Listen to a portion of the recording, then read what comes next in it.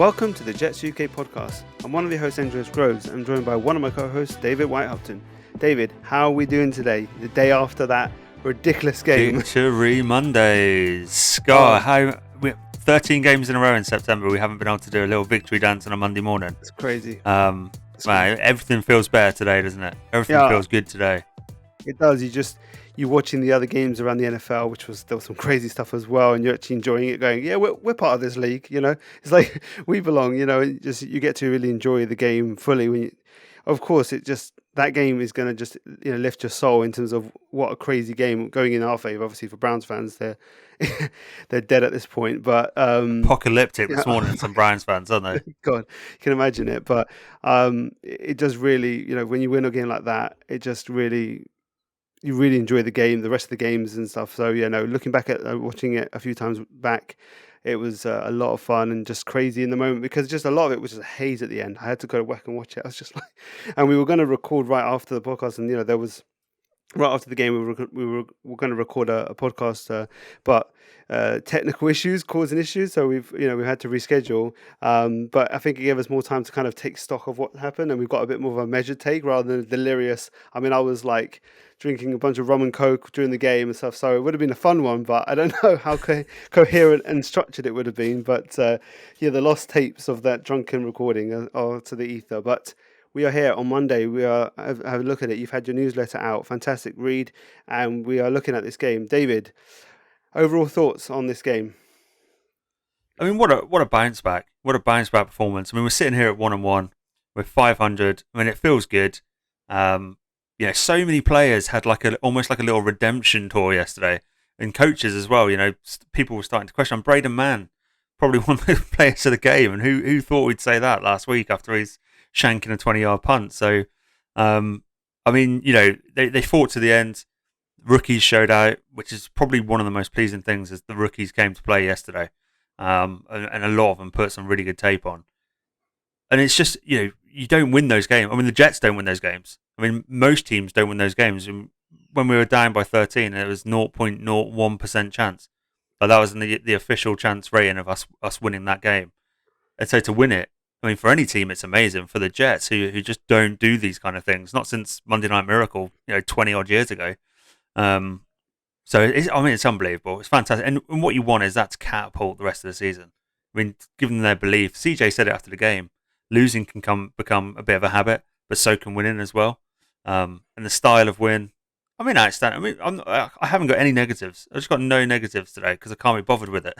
I'm just all about positivity today. So, I mean, I'm pumped for the rest of the season. I'm pumped for Salah as well because look at the emotion at the end of the game. He kind of ran across the field with a little smirk on his face. Had to go back into CEO mode when he what's the head coach? Stefanski, when he met up with Stefanski, he had to kind of put a bit more of a good game, coach, good game. But the smirk was exactly. You can see that happening, but that's it was just incredible. And the moments, the photos. I mean, I've got to say I've got to commend the photography team for the photos of during the game, and obviously the post game was fantastic. You got so much shots of jubilation, incredible for our guys. But the shots during the game, I was looking through them today. Some incredible stuff. I've got to give massive shout out to the photography team there. But it was just crazy. It was such a great.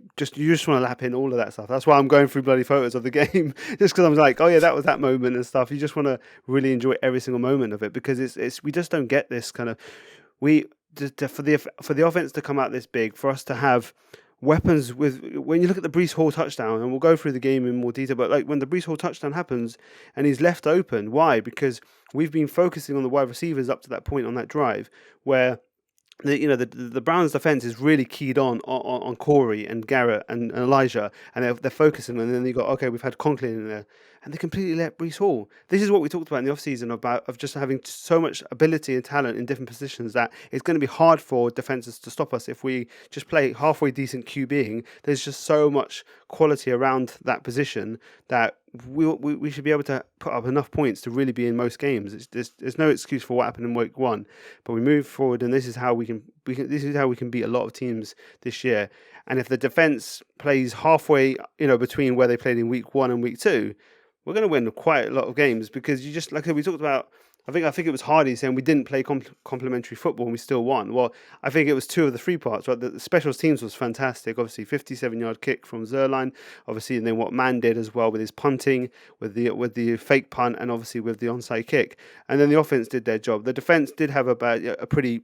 They struggled a bit, let's just say that, without being too defensive. But if you get two of the three units playing really well, you give you a really good shot of getting into the game. And yeah, it worked. It worked at the end, but you're not going to win many games like that way. So you've got to see the defense pick it up a little bit, and yeah, we'll go into the more detail with that as we head towards next week's game.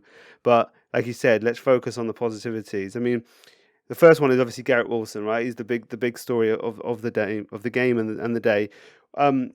Are we already seeing him as the alpha? Like we talked last year about Elijah being our number one, and obviously Elijah's an incredible player, and he did everything right that he was asked to do. A great toe tapping to catch the ball, went down, got the ball. Everything you wanted from Elijah, he did it. He did really well.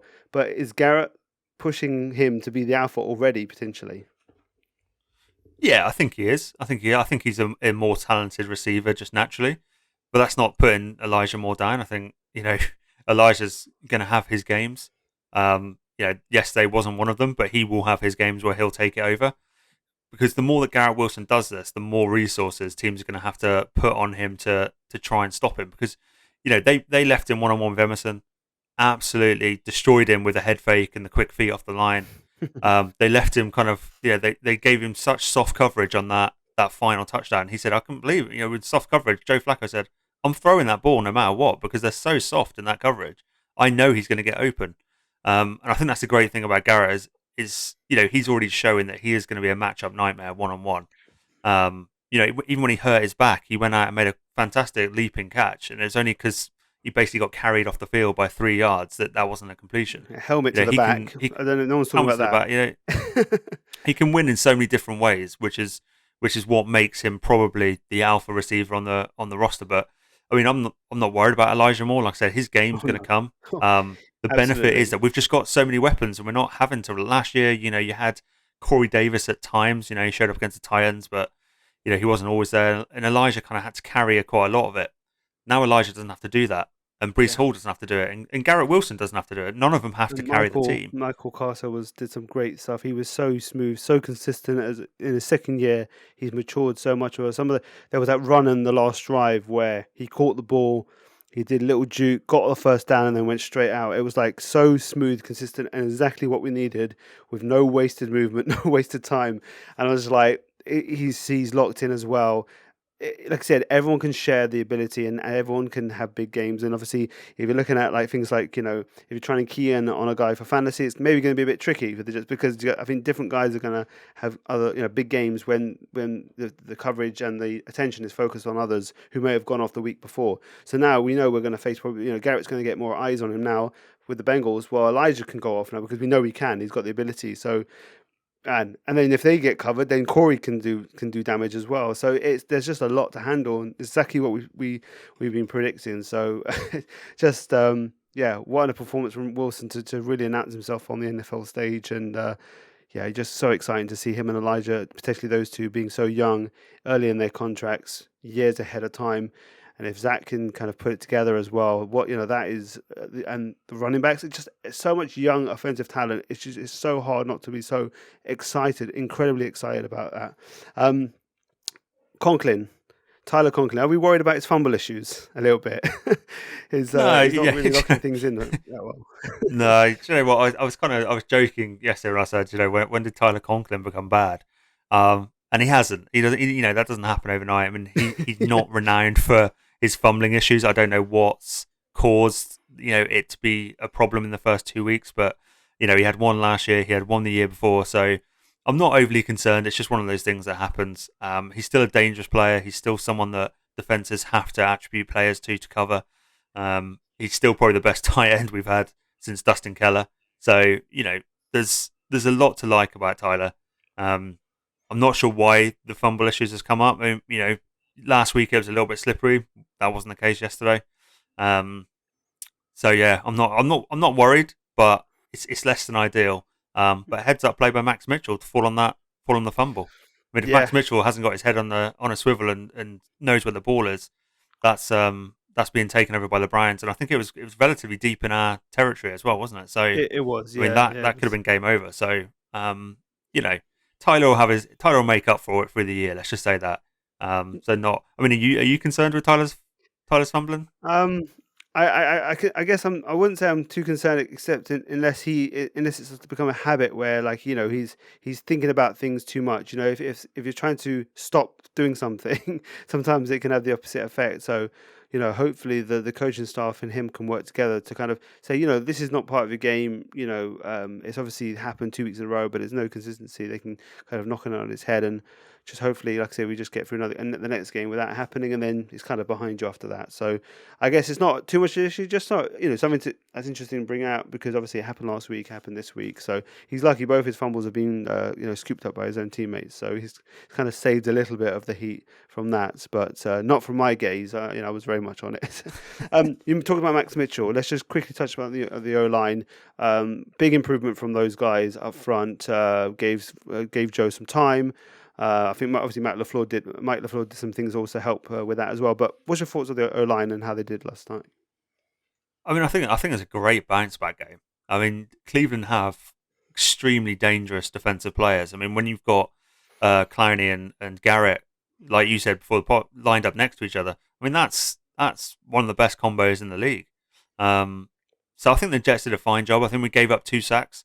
One of them was obviously the strip sack, which was on Max Mitchell, but you're going to get beaten as a 4th round rookie starting in your kind of first year. You're going to get beaten at times. But if you win your battles more often than not, which is exactly what he did yesterday, you give your team kind of the opportunity to succeed. And I mean, props to Joe Flacco as well. I think he made a massive improvement from week 1, just in terms of identifying where the pressure was coming from and getting rid of the ball. The issue last week was he didn't seem to know where the pressure was coming from. So he did a fine job. Mike did an absolutely fantastic job in terms of his play calling. The receivers held onto the ball for the most part. We had a couple of drops. Ruckert had one that was unfortunate because it was kind of his only involvement, which is, it's a shame, but he's working his way back, so, he'll get better. But I thought the O-line did a really good job. I think, you can't ask much more of them. Cleveland are going to make a lot of O-lines look bad this year, just like they make a lot of D-lines look bad with their running game. It's not just going to be on the Jets. I mean, they went for 200 yards last week. They went 180 something yards this week. Yeah, that's going to be a weekly occurrence for Cleveland. So I wouldn't be too worried about that from the Jets' perspective. But I mean, they're getting better, which is all we can ask for. We want to see improvement from week 1 to week 2. Obviously, they haven't worked together a lot. So that's where I'm thinking. I mean, if Dwayne Bryan comes back, do you start him or do you keep Max Mitchell? I mean, what's your instinct right now? I think we need to see more. I think if Max continues, he's been doing quite well, but he's not been perfect. So if he continues in the right direction and improves over week to week, I think is a legitimate shot that he could kind of, they say, we're going to keep the continuity going above the veteran coming in. But we're talking about a guy who is a heralded, respected player in the locker room and around the league. And I think that if there's any doubts, I think you bring in the guy. I don't know. It's an interesting decision for the coaching staff. I think we'll know by the time he's fit, Dwayne Brown's fit, we'll know a bit more about Max Mitchell and how he's done, and it will give us a bit of answers. What's if he's fit. If he's fit. If he even comes back, right? That's the question, if he comes back. But, well, again, if he comes back next year, we would have known what we had with Max Mitchell one way or the other, right? So, like, my statement is still factually true. Going to the other side of the ball, I think we just touch on the special teams. I think obviously Zerline, great, really showed Greg the leg. 57 kick, nailed it. Obviously we talked about Man as well. I wanted to talk about Justin Hardy, a guy who's a special teams expert, kind of the specialist there. He came up with the ball on the onside kick. And he gave kudos to Will Parks, who basically blew up the guy who was trying to corral the ball for the Browns. So good job on those guys on kind of working together, because Park said to him, I'm going to blow him up and you get the ball, and it was like, that's exactly what happened. So everyone nailed the assignment and just everything just went. That's how that's the only way you get an onside kick, because there's such low probability that everything has to go perfect, and then you need luck on top of that as well. So but kudos to them for nailing that. I was looking at stats on this. I was looking at stats. So you have an 8% chance of recovering an onside kick. That's the percentage since they changed the rule. It's as much as that, is 8%. It feels a lot less than that. In college football, in college football it's 23% or something like that. 23. Oh my god, these Yeah, kicks, man. that was that's a crazy stat. But 8% in the NFL. So even when even a perfectly executed kick, you've kind of got a less than 10% chance of recovering it. So fantastic. I mean, you know how much love I've got for Will Parks as well. Yeah. Will Parks is my boy, so I was really happy to see him get involved there. And Justin Hardy, I actually was relatively critical of him after last year. I think he had a few problems, and a lot of people kind of said this offseason is his roster spot safe, considering that he doesn't really play cornerback. He is a special teams kind of only player, but his leadership is fantastic, and he kind of came up big yesterday. And that's why you have a guy like Justin Hardy. It's for those moments yesterday, but we didn't have that many close moments last year, so maybe this year we'll see the benefit of having a special teams guy. And as a gunner, he did really well yesterday as well. Getting down the field quickly, being his block, getting into the catcher to make sure that he can't return it. I thought he was fantastic yesterday. So absolute props to Justin Hardy and Bram Boyer as well, because he's stuck with Breda Mann. He's had his confidence in Greg Zuerlein, stuck with Justin Hardy. So all around that special teams unit really showed up yesterday. Yeah, it was a significant part of the trifecta of performance you need. And so, like I said earlier, two parts showed up, and the other one didn't so much. There was still some decent moments from the defensive unit, but they did struggle with what the Browns were doing. And Jacoby Brissett had a great game, and it was way more mobile than I was expecting to see. Like I was like, hold on, a slippery little sucker, wasn't he? It's like he was way more. I was like, what's going on there? I was told a tale of this guy not being very good at moving around, but he seems to be perfectly fine. I'm not talking Lamar Jackson, but if we've got issues, the only issue I say is a two-pronged attack. Are you worried a little bit about the pass rush when we had to pass rush and/or kind of containing the QB when you're thinking if Jacoby Brissett may be one of the more unathletic QBs that we face this year with people like, we've got Joe Burrow, and then we're going to have people like Trubisky maybe. You're going to have and that's just in the next couple of weeks. Are you worried a little bit about our inability to really bring the QB down, whether it be a traditional sack or kind of preventing a run, something like that? It's a tough one because they really schemed well yesterday. I thought Stefanski did a great job of moving the pocket. They used a lot of screens. They used a lot of misdirection. They used a lot of things that are going to slow a pass rush down. So we didn't get an opportunity to really see what they look like when we have a quarterback who kind of drops back and stands in the pocket. I mean, Lawson got in on a sack, which was great to see. I mean, it was a good movement. Yeah, it was great. I need to watch it again. I need to watch the game again to see how much he was beating his man. But I just thought sometimes you have to tip your hat to the opposition and say, do you know what, Stefanski's getting paid a lot of money to do a certain job, and he did it relatively well. He knows his limitations of Brissett. He knows what he can do. He knows what he can't do. And I just thought they just schemed really nicely. So slightly concerned, that the pass rush isn't probably as dominant as I thought it would be early. We faced a third string left tackle last year. Jedrick Willis is a good run blocker for Cleveland, but he's by no means an outstanding pass blocker. So I kind of expected a little bit more. But I think we'll find out in the next couple of weeks. I think Joe Burrow, although he is slippy, he does like to stand back in the pocket as well. So he will drop back and pass as a more traditional passer. I'm looking forward to it. I'm looking forward to seeing, Carl hopefully is getting his kind of feet under him now and trusting that he is healthy and he is fine. I tell you, Jermaine Johnson was fine. I saw him go down. I haven't really looked into that. I don't know if I think he's okay. I think he came back into the game. So yeah, I think everyone. We kind of had a period of 5-10 minutes where everyone went down. The three first rounders all went out during this game and came back in, which was good to see. And I think there's a few knocks. Maybe Quinnen. I think there's a knock for Quinnen as well. So we'll also have to see the injury report and if anything lingers. He is so key, isn't he? Quinnen is so key to us doing anything this year. He is. He really is important because just on both sides of the kind of whether it be pass rush or defending the run, he's doing a great job so far.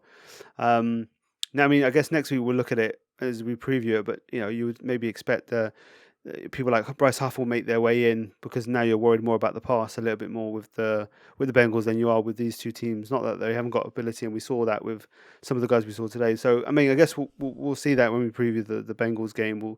We may see a more of a pass rush focus, and maybe that's when we'll actually get to see people go off the leash a little bit more pass rush wise. Bengals are 0-2 as well, aren't they? So they're a wounded tiger right now. They're Super Bowl absolutely. last year. They're 0-2. Went into Dallas probably expecting to get a result with Dak out, and I mean they did it against us, right? It's literally they did it with Mike White, and they've done it now with what's his name? Who's the guy who's playing for the Cooper Rush? Was it? Yeah, Cooper Rush. That's it. So look at the they go to the Super Bowl, but either side of that they got losses to Mike White and the Jets and Cooper Rush led Cowboys. So he lost to Trubisky last week. So not exactly the QBs. That I think we give them a good game. We beat them last year. We're a better team than we were last year.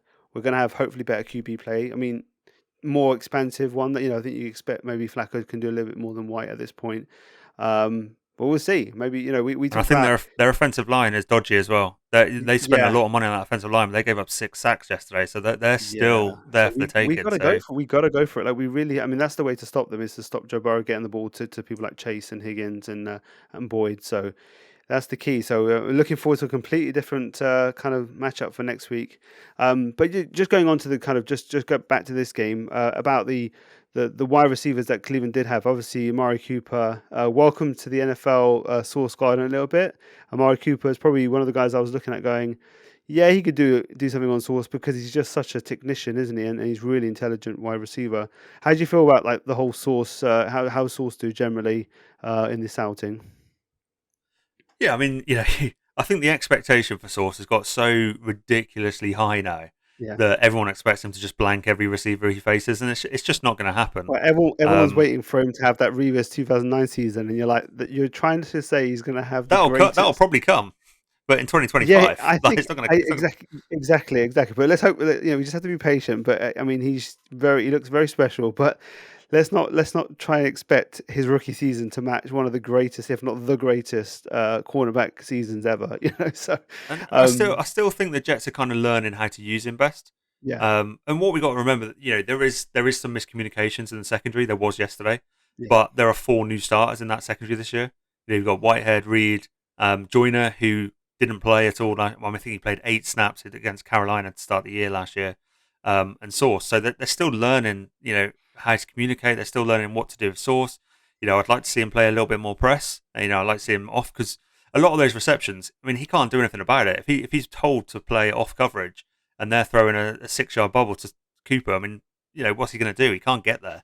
So, Cooper had a good game. I mean, Cooper's a good receiver. He is. Sometimes we often think kind of when exactly when they do well, we automatically think, oh, our guy didn't do well.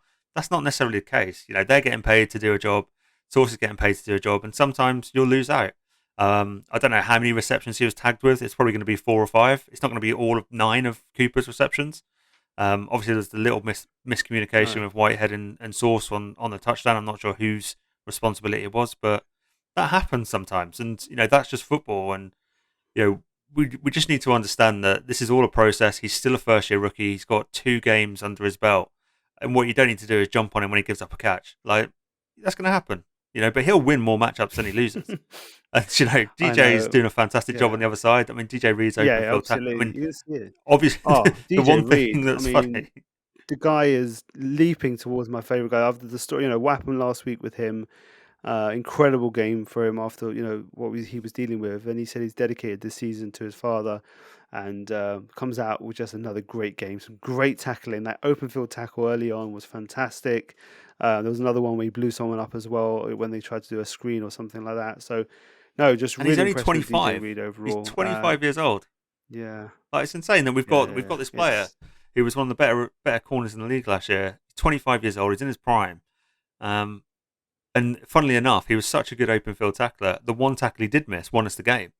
Because he had the chance to bring Chubb down in the open field.